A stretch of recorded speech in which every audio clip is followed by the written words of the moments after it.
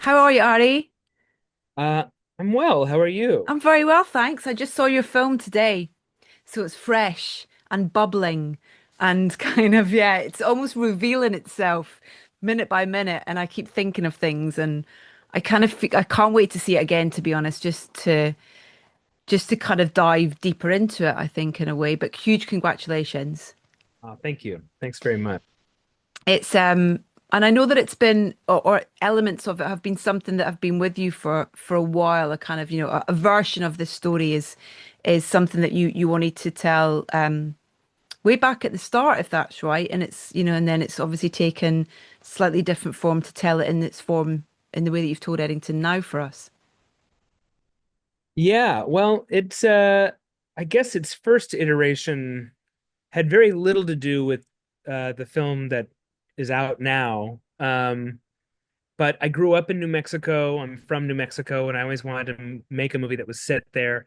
And I had written a contemporary Western that was about feuding locals in a small town. And that's really the only thing that carried over. I tried to make it as my first film. It didn't really work that way. Um, couldn't get it made. And then, at the end of May, early June 2020, Mm, I just found that I really wanted to make a movie about what was happening in the world, mm. specifically in America. Um, and that framework was just sort of there waiting, I guess, for me to come back to it and hang all of this stuff on it. Yeah. It was so interesting watching the film today in kind of hindsight to that whole time period that the world went through. Even though you wanted it to be particular to that place, that time in the States, there's obviously so much that people can kind of relate to or and that the tone of the film is incredible in terms of how there's times that you find yourself just really laughing out loud at things and reactions to things and going, oh my God, I remember seeing someone diving into that whole conspiracy thing. And you relate to so much that's going on in in the film. It's really, really clever.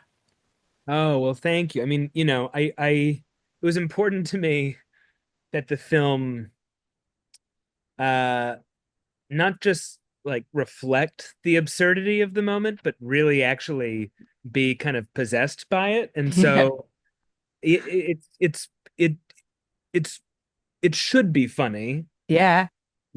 although I hope that the laughs catch in the throat because it's also, you know, not funny. It's no Yeah.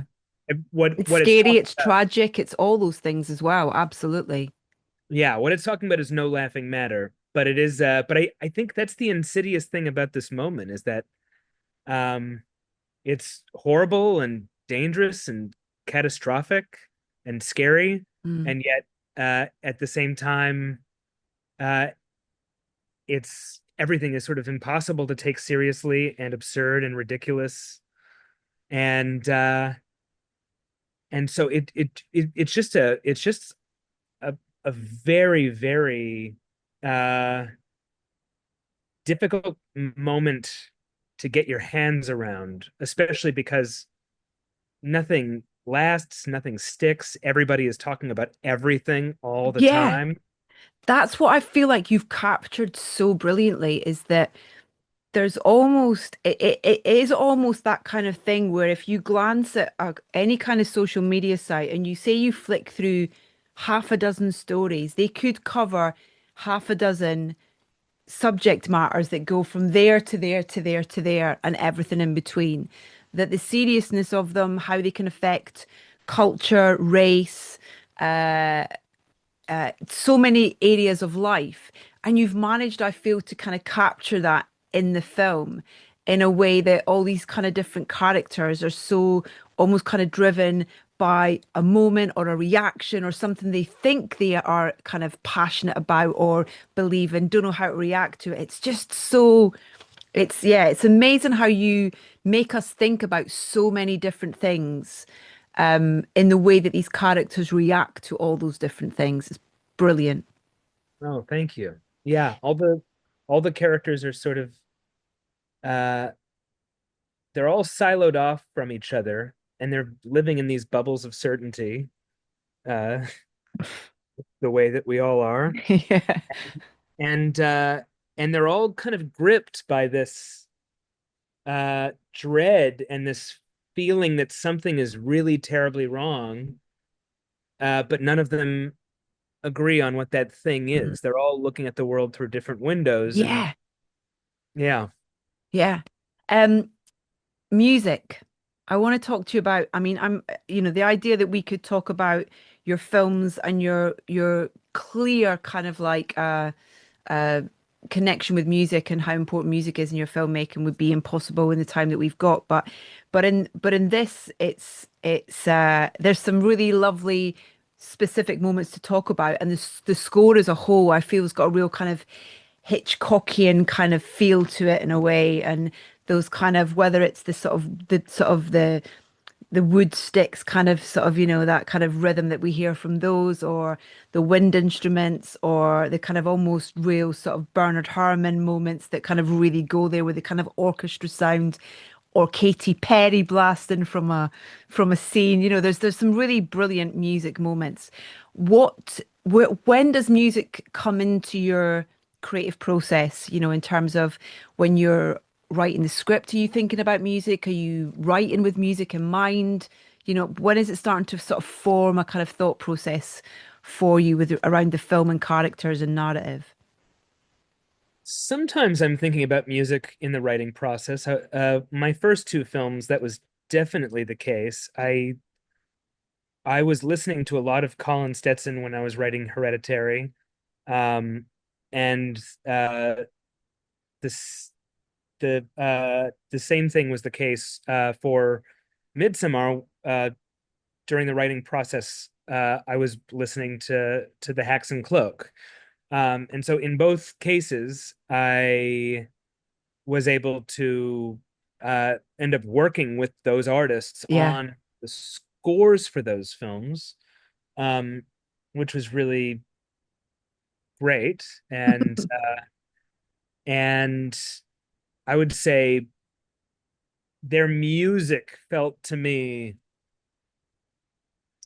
just like the worlds of the films that were in my Mm, head. And so I found it that's really interesting. Yeah. I found that yeah, I found that they were both very useful like touchstones, but also it was just like an atmosphere I wanted to live in while I was writing. I can't say that for my last two films. Um, I kind of was lost on what their musical identities would be. When I was editing Bow uh, and Eddington, I we were experimenting with a lot of music because we didn't really know tonally what would be right, especially for Beau is Afraid, which Yeah. is which is such a tonal experiment as it is. Um, and it's like this kind of it's sometimes it's like a Rube Goldberg machine, or like a or There's like almost this. moments that are like Birdman in a way. Yeah, it's like The kind of the drive and the pace of kind of moments within it, sort of thing. The yeah, rhythm it's almost of. propulsive. Yeah, it's Mm. propulsive, and it Yeah. and but then it also slows down. It's like it's almost like a Tex Avery cartoon in the beginning, but then by the end it's something much more melancholic and heartbroken. And so that was tricky, but I had such a great experience with Bobby, that I decided to try it again with him. By the way, I had an amazing time with Colin as well, and I just haven't had the chance to go back to him yet because he has such a specific sound, and I tend to only want him to, you know, do his thing Yeah. Yeah. Yeah. with with his like fucked up saxophones. Um, but I'm kind of I'm desperate to go back to him because I really loved that experience. But I Yeah. went to Bobby on Bo, and that was a hard one to find for both of us. It took a lot of experimentation, whereas Midsommar came together really quickly. Like we were in a room together, and that score kind of came together in like 2 weeks, whereas Wow. that's not the case for Bo, which took a long, long time. And I'm so happy with where we landed on that. And then with Eddington, I just knew early on that I wanted something that would be kind of schizophrenic, Mm.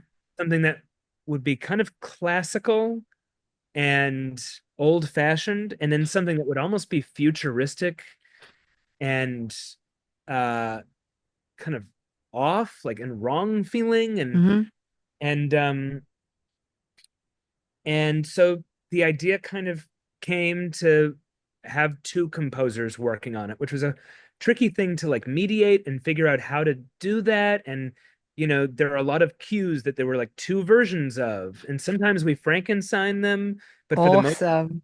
but for the most time but for the most part I had to choose between them. And you really need to think about cohesion when you're making these scores, and and make sure that the whole thing feels unified. And Hmm. so you kind of have to choose one person's theme, and then so it was tricky, but I worked with Daniel Pemberton and Bobby Krillick again, and they both did really amazing work, and yeah, I'm really proud of it. I love the score. Yeah. How did you divvy it up in a way in terms of who did what?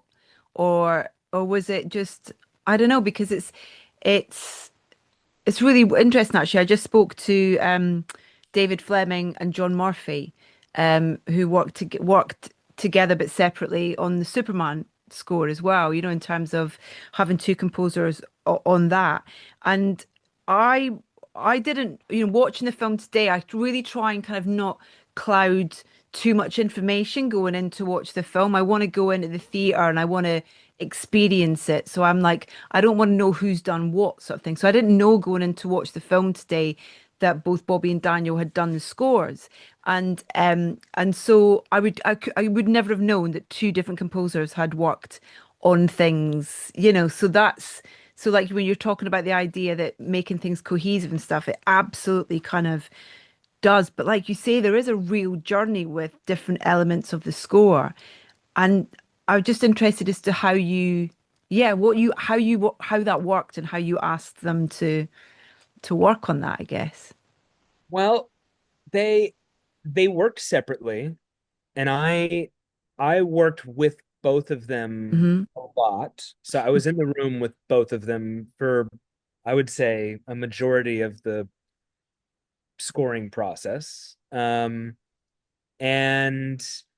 uh and it I had never done that before, working with two composers, and it there were kind of growing pains, and then sometimes you'd realize, oh shit, in the name of cohesion, this one cue, which I love, Yeah, won't work because we need to bring, the we need to kind of like imbue this with the DNA of what we've already used, or yeah, what we've just like already established from this other artist. And so it there was a lot of experimentation, um and and again, there are a couple cues that like maybe that were primarily Bobby's, and then because we needed to bring part of Daniel's theme in, we there will be like maybe one or two elements that are playing all the way through that, but it's him kind of breaking in, and vice versa, where maybe yeah. you'll have a piece by Daniel, and then Bobby's music will start kind of like swelling up. Um, yeah, it's really tricky. I mean, it's hard to describe here just because it was a process of Yeah. months and months and months. I'm really Uh, looking forward to listening to the score as a collection of music. Do you know what I mean? Because I feel like it's so kind of rich and like you say, kind of there's a lot in there as well.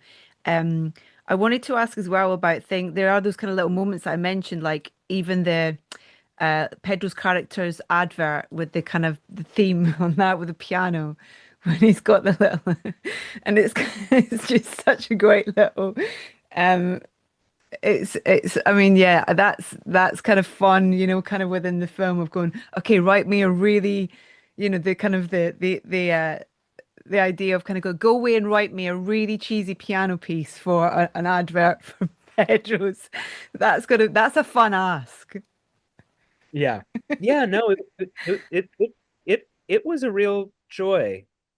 You know, and we had I guess s some references like Morricone was definitely on our mind um and yeah and like Aaron Copland um yeah There's and even a little bit at the end that I felt sorry, I just totally interrupted you, which feels a bit like the cavatina from the Deer Hunter right at the end.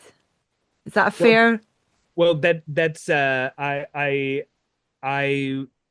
cannot tell a lie. That was definitely the inspiration for that guitar piece. Yeah, Yes. that's exactly right. You nailed it. Awesome. Um, what do you play? Are you musical at all? No, I don't. My father is a jazz drummer Oh wow. who used to be an R&B drummer. For yeah, he played with the OJs for a little while. Wow. Oh, yeah. So you've Um been surrounded by rhythm then.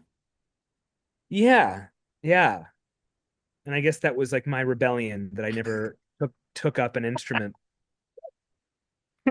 I love that. I've written down really badly, obviously, because I just saw the film today. Trying to write in the dark's really tricky, and also trying to not interrupt watching the film by writing a few things down. But there were a couple of kind of little specific cues, if you don't mind, just kind of I wanted to pick up on if that's all right.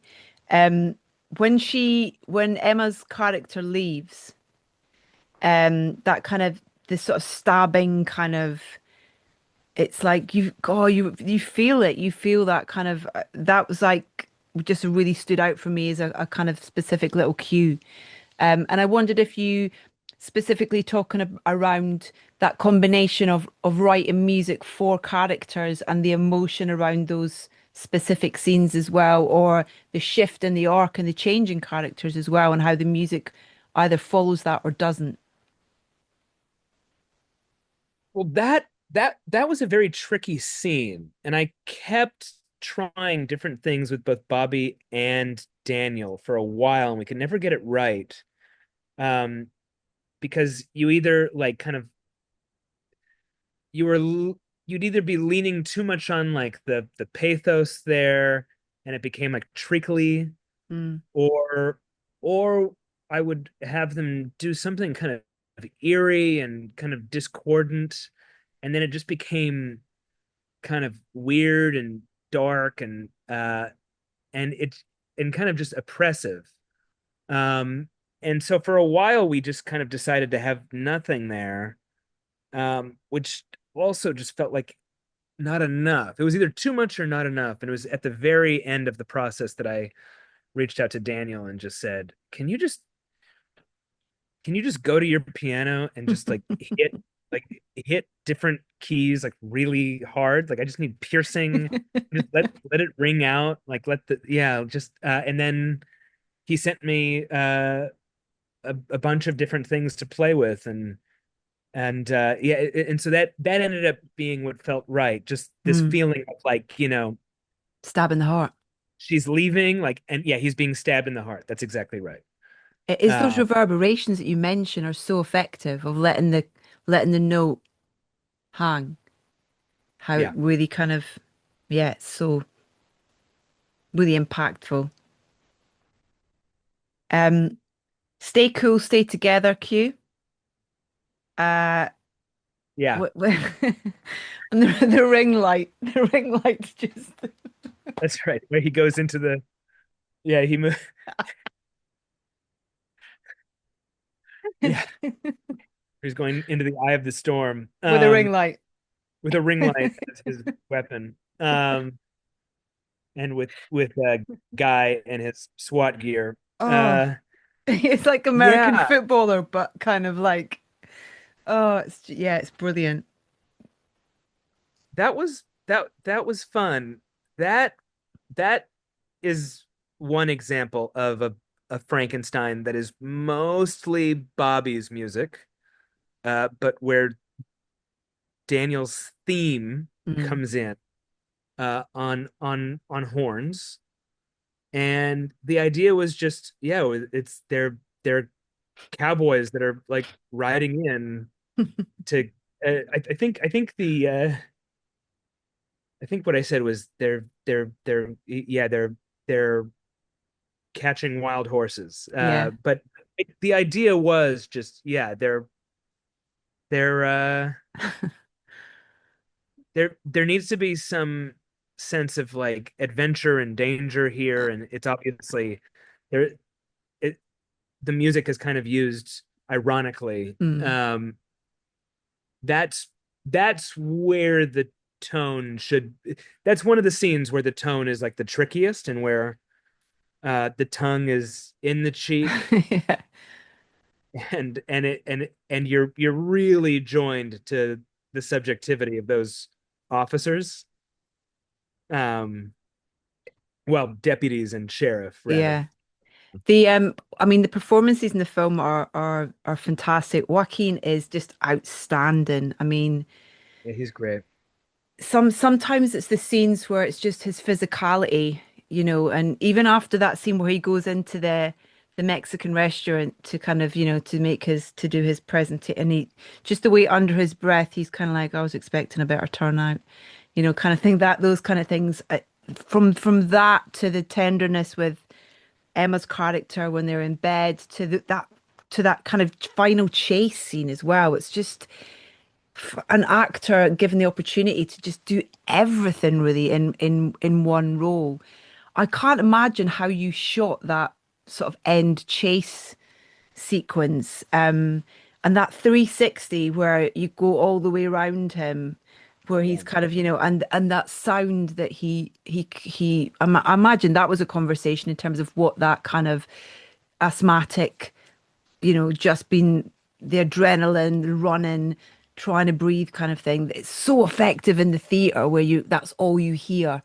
And you're with him and those kind of, those points of view that we see on that shot as well. It's so effective. And kind of with choosing to have music in that, in that kind of end chase scene as well, or not, and where you would bring it in, and because it feels like there's not a lot of music in that at all. Would that be right? My memory served me right with that. I was so Well, in it, I didn't write anything down. there is music for I would say the first two-thirds of uh that I'm not sure if you'd even call it a What would you sequence. call it?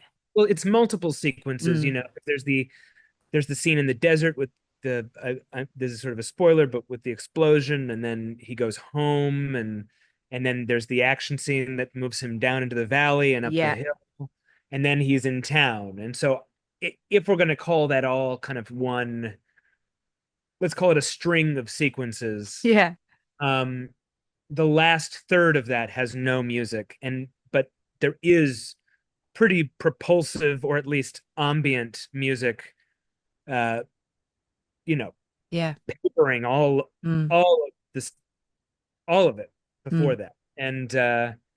And so you want the music to be either propulsive in a way or reactive, so that hmm, it's never separate from anything you're seeing on screen. You want it to be like kind of in the bones of the movie, and so it's good if you didn't even notice the music happening. And there are ambient stretches where that's definitely where it should be almost subliminal. yeah, And then there's when he's running into the valley and when he's going up the hill, that's pretty. You got like taiko drums and and all that yeah, stuff. But then when he ends up in the town, I took away all all the music, and pretty much the only thing on the soundtrack besides gunshots when they actually sound is Joaquin's breathing. Mm, And that was by design. I knew that was only going to be Joaquin's breathing yeah. all the I, way through. We experimented with taking all the music out, and it was just a little bit better with music. So mm. before that, I have to talk about the fundraiser scene as well because it's a brilliant scene with Katy Perry blasting and just the kind of like the childlike nature of pulling the volume down and just the way that you kind of you have that shot of the mixer and then being pulled down and put back up. It's brilliant. Why Katy Perry, Ari? well, I'm gonna be honest with you. Yeah. The first song that I was using for a long, long time, and which we tried to get, was Jay-Z and Alicia Keys' Empire Empire State. State of Mind. Yeah, which I found so funny, and it felt like exactly what Ted Garcia, the Pedro Pascal character, would be playing at his fundraiser. This New York anthem out in In the the middle of desert. nowhere. Yeah.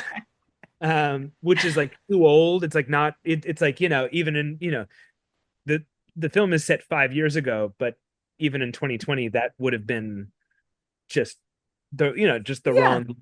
Um, and so that I I was really on a mission to secure that, and we I think Jay-Z was going through something, or he was busy, and just we couldn't get him to watch it. And so it was never turned down. It just we couldn't get a response. And so Yeah. I finally, about a month and a half before we had to, you know, put our pencils down, just had to uh go through every song imaginable Yeah. that felt like it was tied to the culture in the right way. Yeah. And we put hundreds of songs up against that scene. And Katy Perry's Firework was far and away the best. Yeah. It Uh, really works. it It it it it really, really really works. works. It also has a lot of bass, and that's a scene where I pushed the bass about as far as we possibly could, which really makes you queasy, and you Yeah. your chest and your stomach. And that's really important for the scene, because Joaquin's character is uh about to crack, Yeah. The and slap. the slap, The exactly. slap and the glasses.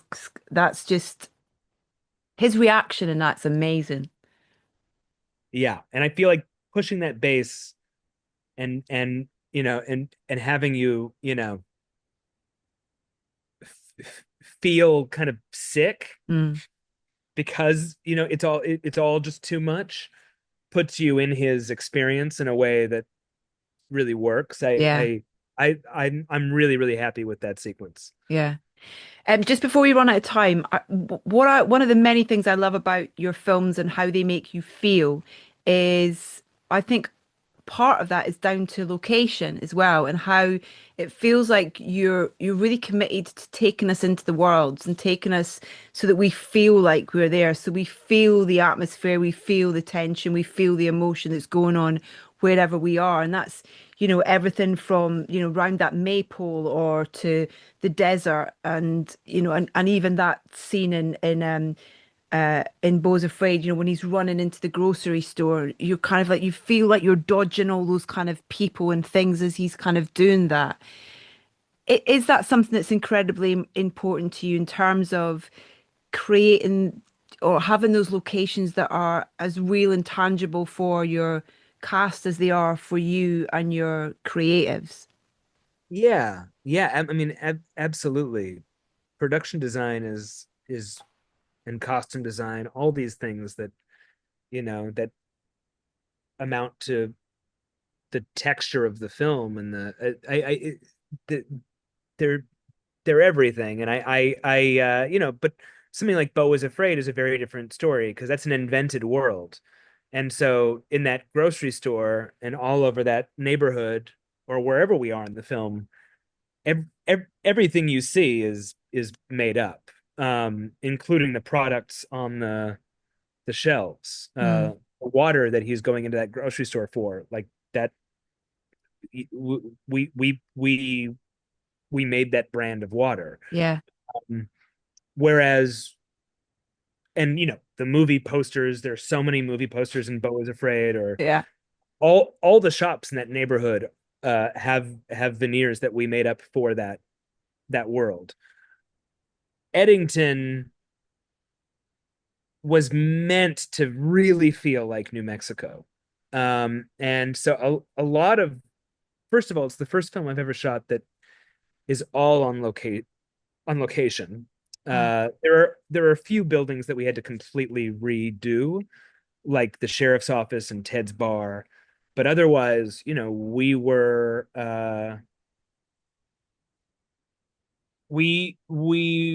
limited by whatever space we were in.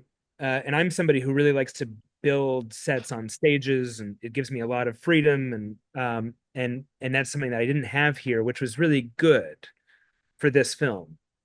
But then, there are still a lot of veneers in the town that have silly names that, so there is still some invention here, but we had a very, very clear template, Mm. right? It was New Mexico, Mm. and Truth or Consequences is such a specific place, which is where we shot most of the town of Eddington. And for us, it was just about uh, using what was there as much as we could, Hmm. kind of making it even more itself, if that makes Yeah. sense. Well, it feels like a character. That's the thing. That's what I mean. It feels kind of so kind of real. We feel like we're in it. So yeah, absolutely. Ari, thank you so much for your time. I've really loved chatting to you. And Yeah. huge congratulations on the film. And for for everything that you've given us, the stories that you've given to us. I very much look forward to diving back into Eddington as well for my second visit because it's gonna feel like it's the gift that's gonna keep on giving as well. Wow. Great to chat to you. Thanks so much. Thank you. Great talking to you.